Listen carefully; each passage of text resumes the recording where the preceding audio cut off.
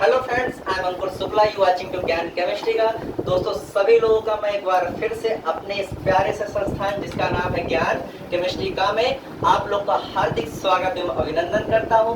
आज का जो भी हमारा टॉपिक चलने वाला है वो हमारा क्या है कि पिछले हमने जितने भी टॉपिक पढ़े थे उन टॉपिकों में हमने समीकरण बनाना ये सारी चीजें सीखी थी, ठीक है ना।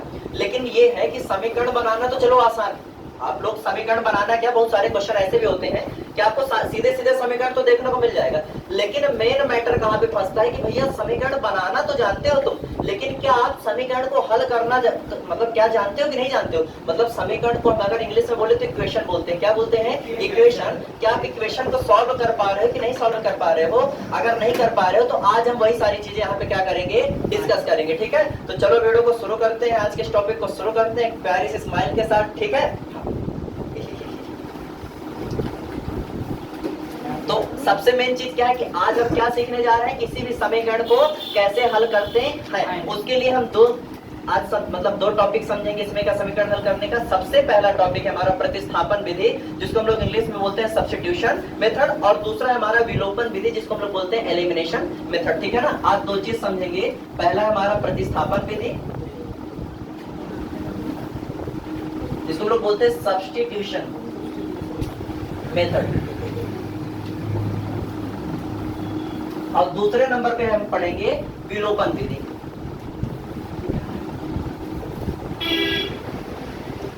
विलोपन को हम लोग बोलते हैं एलिमिनेशन मेथड।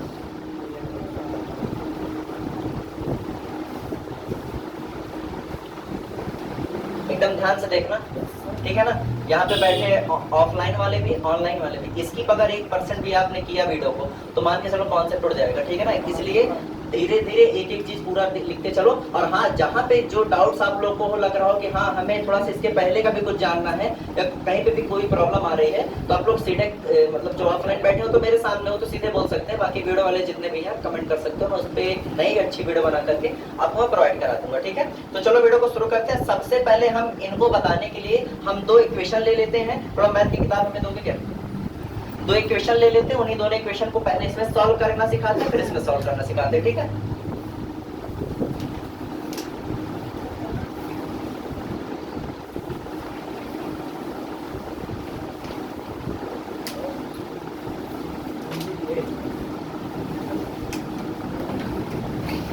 जैसे कि आपका एक क्वेश्चन हमने यहाँ पे ले लिया, x प्लस वाई बराबर 14, और सेकंड इक्वेशन है, दूसरा समीकरण हमारा x माइनस वाई बराबर 4। आपके पास ये दो प्रकार के समीकरण है, ध्यान से देखना, नजर इधर रहनी चाहिए, ठीक है ना, एकदम ध्यान से। कॉपी पेन बंद कर दो, मैं पूरा टाइम दूंगा आपको लिखने का, आप वीडियो पॉज करके भी लिख सकते हो, लेकिन मैं अभी पूरा ध्यान यहाँ पे रखूंगा। तो देखो यहाँ पे क्या है, ये ऊपर वाला पहला समीकरण है, नीचे वाला कौन सा है आपका दूसरा समीकरण, ठीक है ना। पहला और दूसरा समीकरण में हम क्या देखते हैं, सबसे मेन आपको मैं पहली बात बता दूं, समीकरण का मतलब क्या होता है। समीकरण का मतलब ये होता है कि यहाँ पे आप देख रहे हो कि पहले आप हमारे बाबा जी क्या थे, मैथ के अध्यापक थे। बाबा हमारे, बाबा नहीं हमारे प्रेजेंट टाइम पे, तो बाबा हमारे मैथ के सरकारी अध्यापक हो करते थे, प्राइमरी या जूनियर में शायद पढ़ाते भी थे, आप गणित के अध्यापक थे। तो जब लगभग 2-3 साल पहले मेरे बाबा के थे, तो जब मैं बाबा के पास बैठा करता था 3 साल पहले 4 साल पहले, तो जब ये होता था कि थोड़ा सा बहुत गणित की किताब जैसे लेके मैं पढ़ूं ना, तो बाबा भले मेरे बहुत ज्यादा एज के हो गए थे, लगभग 97 साल की उम्र में उनकी मृत्यु हुई थी, लेकिन उनको दिखता बहुत था। ऐसा नहीं था, आज के लोग को तो चश्मा लगने लगता है, लेकिन वो बिना चश्मा लगाए समझ लो क्या करते थे, वो पेपर पढ़ लेते थे। उनके पीछे ये रीजन था, ठीक है ना, बिना चश्मा लगाए। तो उनको जब अपनी गणित की किताब दिखाता था तो ये बताते थे कि पहले की गणित में और आज की गणित में जमीन आसमान का था। पहले क्या होता था, खाली संख्या का खेल होता था भाई, 1 2 3 उसी को जोड़ना, उसी को घटाना, उसी में सारी चीजें होती थी। लेकिन आज की कंडीशन में क्या होता है कि आज में आपका 1 2 3 4 के अलावा भी आप यहाँ पे क्या देख रहे हो, ABCD भी ऐड हो गए, ठीक है ना, जिसको हम लोग यहाँ पे क्या नया नाम दे देते हैं, चर और अचर। चर का मतलब क्या है कि जैसे कि हमारा ए से लेकर के जेड तक का, जिसका मान फिक्स नहीं रहता। लेकिन अचर का मतलब क्या है, जिसका मान फिक्स है, जैसे 1 से लेके अनंत तक, ठीक है ना। इन सबको मिला करके एक गणित बना दी गई, जिसको कक्षा 6-7 में आप लोग को बंटवारा करा दिया जाता है बीजगणित के नाम से, ठीक है ना, बीजगणित। अब वही आगे चल के आप उसी के अंतर्गत क्या पढ़ लेते हो, समीकरण वगैरह पढ़ते हो कि नहीं पढ़ते हो, ठीक है ना। एकदम शांति से बैठो, नहीं बाहर कर दूंगा मैं, ठीक है। तो उसी में आज हम देखते हैं कि कैसे इसको हल करते हैं। सबसे मेन क्या होता है कि यहाँ पे आपको x और y का मान निकालना है। किसका मान निकालना है? x और y दोनों में। तो हम क्या करते हैं, किसी एक समीकरण को पकड़ते हैं। आप लोग बोलो कौन सा समीकरण ले लिए। अभी ये पहले नंबर वाली विधि प्रतिस्थापन है, बताने जा रहा हूँ, ठीक है ना। हाँ, जो कहोगे हम वो ले लेंगे। दूसरा ले ले, चलो अच्छा पहला ले लेते हैं, ठीक है। पहला समीकरण क्या है, यहाँ पे आप लिख सकते हो समीकरण 1 को लेने पर तो क्या है, x प्लस वाई बराबर 14 दिया है। अब मेरी बात थोड़ा ध्यान से समझो, मैंने आप लोगों को बताया भी था, छोटी मतलब छोटी सी चीजें हैं। जिसको नहीं भी आता भाई बताओ, मैं एक छोटी वीडियो बना भी दूंगा कि कोई भी वैल्यू अगर प्लस वाली इधर है तो बराबर किधर जाती है तो माइनस होती है। अरे होती है कि नहीं होती? कोई वैल्यू अगर इधर माइनस की बराबर उधर जाती है तो प्लस होती है। कोई अगर इधर गुणे में तो बराबर को उधर भाग, और कोई भाग में तो बराबर को उधर गुणा। अरे होता है कि नहीं होता? अगर इस हम x को पकड़ेंगे बस, अगर हम इस प्लस के y को बराबर के उधर भेज दें तो आपका क्या हो जाएगा, माइनस हो जाएगा। क्यों? क्योंकि इधर क्या है, प्लस। भाई प्लस वाली उधर जाती है तो माइनस, माइनस वाली उधर जाती है तो प्लस, गुणा वाली उधर जाती है तो भाग, और भाग वाली उधर जाती है तो। इतना क्लियर है कि नहीं क्लियर? ठीक है। तो अब यहाँ पे प्लस का y जब उधर जाएगा तो देखो 14 पहले से लिखा है, ये जब उधर जाएगा तो माइनस का, ये x बराबर कितना आ गया, 14 माइनस। इसको तीसरा समीकरण बोलते हैं। अब देखो x का मान क्या है, 14 माइनस का y।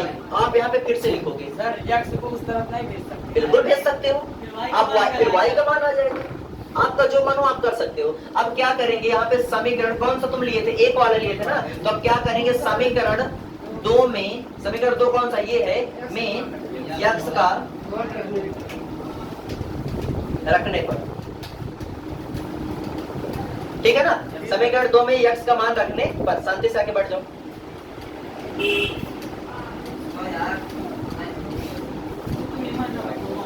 अब सुनो इधर, शांति से बैठना, ठीक है। मैंने कहा समीकरण 2 में x का मान रखने पर, तो सबसे पहले समीकरण 2 लिख लो इधर, जिसकी नजर यहाँ नहीं ना, अभी बता रहा हूँ।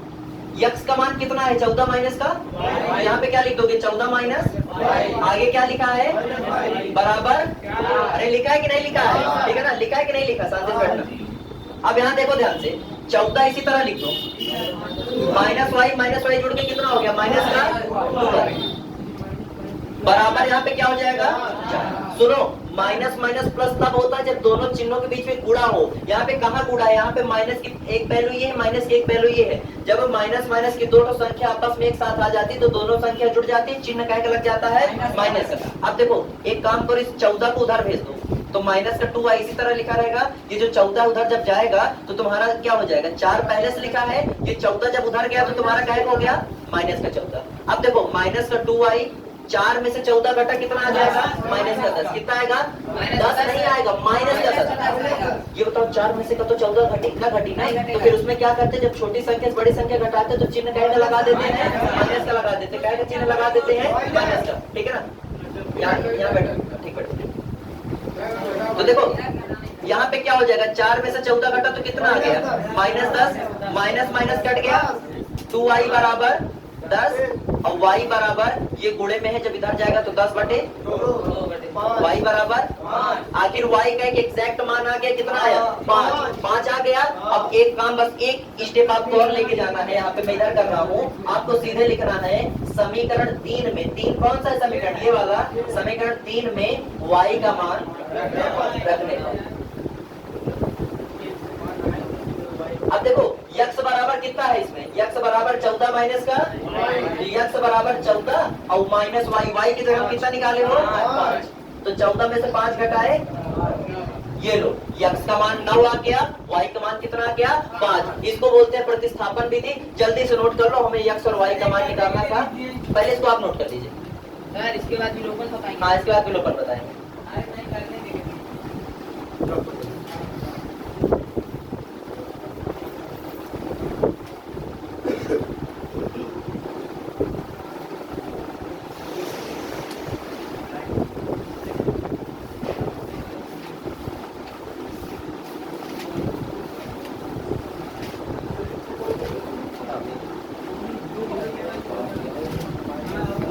माइनस वाई ऐड होकर यहाँ पे माइनस का 2y हो गया। अरे भाई y का देखो, ये x की जगह पे हमने क्या लिख दिया, 14 माइनस का y, ठीक।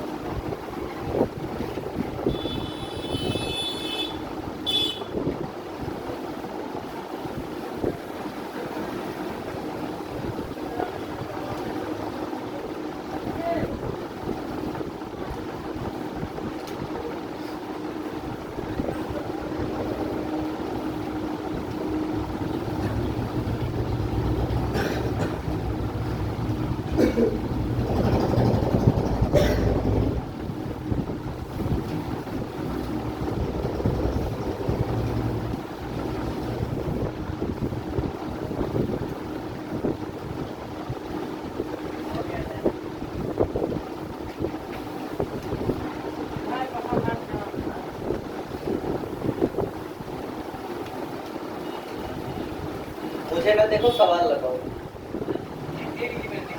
अभी दे रहे हैं।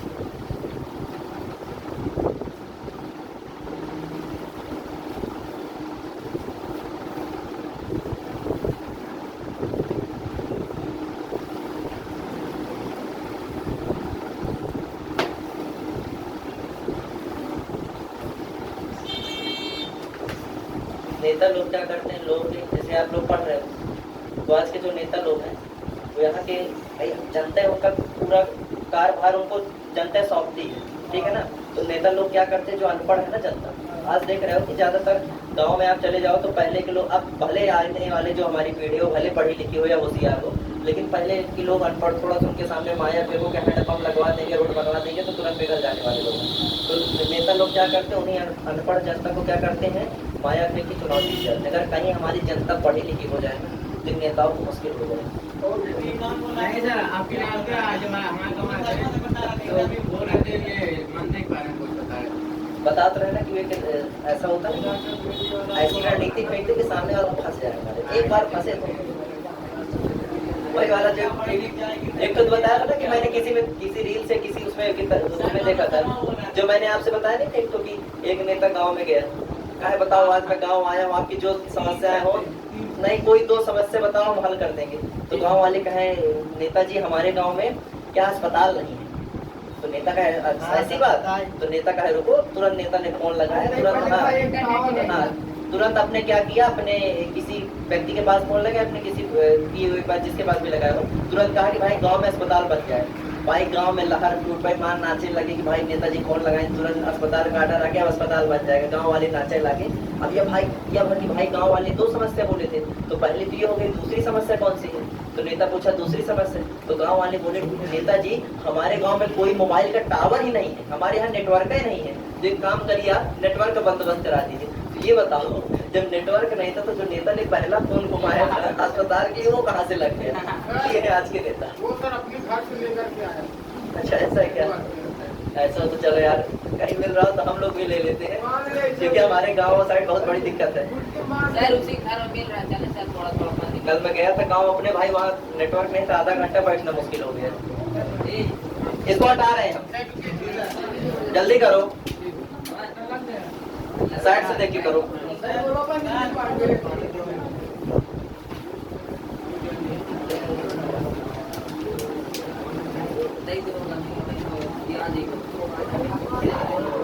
अब देखो सुनो इधर, मेरी बात सुनना, शांति से बैठो बस। एक विधि और बच्चे उसको समझ लो, उसके बाद हो जाएगा, ठीक है ना। विलोपन, अब देखो प्रतिस्थापन हो गई है, प्रतिस्थापन के बाद हम अब समझाने जा रहे हैं विलोपन विधि, ठीक है ना। विलोपन विधि के लिए भी एक हम क्या ले लेते हैं, उदाहरण ले लेते हैं।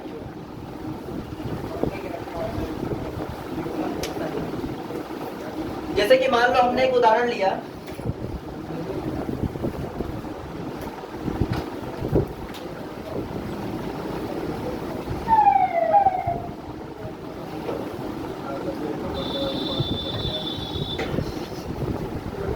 शांति से बैठे रहो।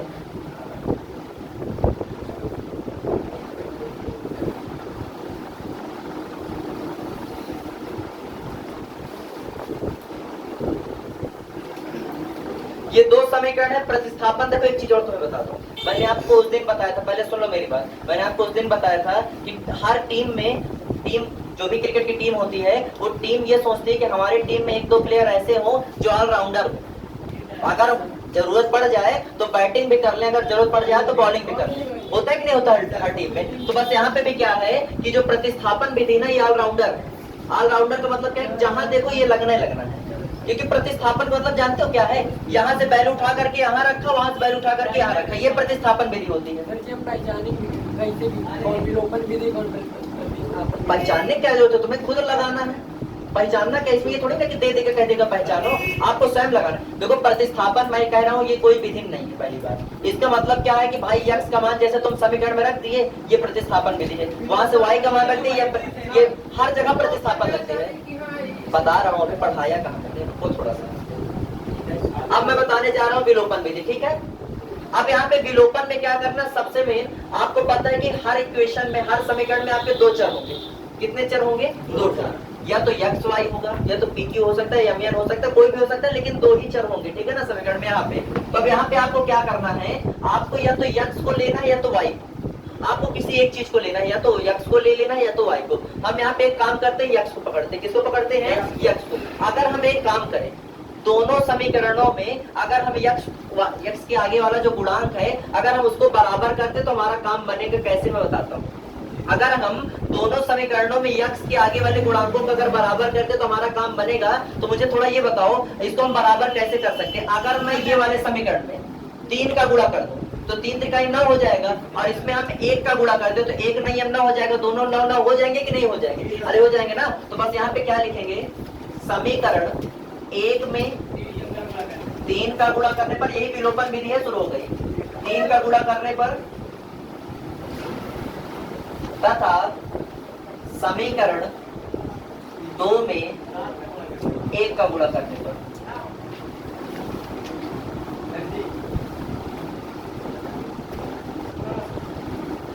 ठीक है, रिसीव कर लो जाके बना। मैंने कहा समीकरण 1 में 3 का गुणा करने पर, समीकरण 2 में कितने का? 1 का गुणा करने पर। अब ये बताओ इसमें एक चीज तो गुणा मतलब सम में होगा, तो इसमें 3 का गुणा करोगे 3 त्रिकाई 3 पचे और 3 चौक। अब ये कौन सा समीकरण हो जाएगा? तीसरा। ये नया बन गया तो इसका नाम दे दिए 3। अब इसमें किसका गुणा करना है? 1 का। तो 1 नहीं हम 9x माइनस 1 2 के 2 y 1 7 ये समीकरण नंबर 4। इसको तुम दूसरा भी बोल सकते हो क्योंकि ये दोनों सेम है, सेम है, ठीक है ना। ये दोनों सेम है, सेम है। बैठ जाओ शांति से। दोनों सेम सेम है कि नहीं? छोड़ो उसको, बंद करो अच्छे से। अब इधर देखना, अब यहाँ पे आपको क्या करना है थोड़ा सा ध्यान से सुनो, इसके बाद आपका आंसर आ जाएगा। अगर मैं एक काम करूं, समीकरण 1 में से अगर मैं 2 को घटा दूं, यहाँ पे लिखेंगे समीकरण 2 को 1 से घटाने पर, तो आप लोग को अच्छी तरीके से पता है कि घटाने में क्या हो जाता है, चिन्ह बदल जाता है। तो देखो यहाँ पे कौन सा चिन्ह छिपा है? माइनस हो जाएगा। ये माइनस है तो यहाँ पे क्या हो जाएगा? प्लस। यहाँ पे प्लस है तो यहाँ पे क्या हो जाएगा? ये प्लस का ये माइनस का कट गया, ये प्लस का है 2 है और ये क्या है? माइनस का। तो दोनों घटा तो कितना आ जाएगा? माइनस का 13 y और बराबर में 12 में से 7 गया तो तुम्हारे यहाँ पे कितना बचेगा? अरे बचा कि नहीं बचा? अब y बराबर जब इसको हम उधर भेज देंगे, ये माइनस का 13 है, जब माइनस का 13 जब उधर, अरे प्लस नहीं, पहले ये देखो y और 13 के बीच में कहेगा संबंध है, उड़ेगा। हम ये प्लस माइनस नहीं देखा जाता। जैसे मान लो कहीं पे लिखा है x + 4, हमको ये देखना है कि जो संख्या मतलब जो हमारा अचर है और चर है इनके बीच में कहेगा संबंध है, भले ये किसी भी चिन्ह का क्यों ना हो। हम यहाँ पे देखें y और 13 के बीच में कहेगा संबंध है, उड़ेगा। तो जब ये उधर जाएगा तो 5 और यहाँ पे क्या हो जाएगा? भाग, और ये माइनस का 13 साथ साथ चला जाएगा। y बराबर कितना आ गया? माइनस का 5/13। ये माइनस तो ऊपर भी लिख सकते हो, नीचे भी लिख सकते हो, ठीक है ना। इसको नोट करो पहले यहाँ तक नोट करो। अब जैसे ही y का मान आ गया, आप इसको उठा करके किसी भी समीकरण में रख दोगे, आपका x का मान आ जाएगा। जल्दी नोट करो।